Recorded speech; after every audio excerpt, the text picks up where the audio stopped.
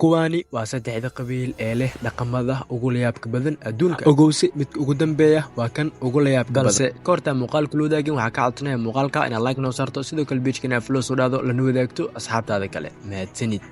qabiilka Satere Mavi qabiilkani oo ka soo jeeda dalka Brazil. caadad xun ee ay leedahay ayaa waxay tahay in qofka gacmaha gloves loo geliyo kadibna loogu shubo wariiri ama dhuuri sidaad u taqaanaba. waliba in muddo ayuu sidaas sii ahaanay. qofkana waxaa loo baahan yahay gacmihiisa inay ku jirto 10 daqiiqo si lagu ogaado qofkani adkeysigiisa, adeegiisa iyo waliba dulqaadkiisa.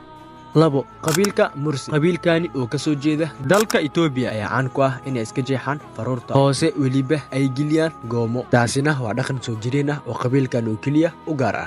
bal ka waran haddii lagu dhaho 12 sentimitir oo faruurtaada ah duleeli kadibna gasho goomahan. taasi waa qasab, qofna ma diidi karo mana ka tagi karo dhaqanka awoowayaashiisa. nambarka ugu dambeeya ahna midka koowaad qabiilka Toraja qabiilkani oo ka soo jeeda dalka Indonesia ayaa waxay caan ku tahay sanadkiiba hal mar in la soo saaro meedadka kadibna loo labiso. alaabtani waa wax bigama dhintaan. dadkani ayaa sanad waliba qabsada xafladan oo waliba lagu magacaabo xafladii aas. haddaba adiga qabiilkay ka yaabiyey.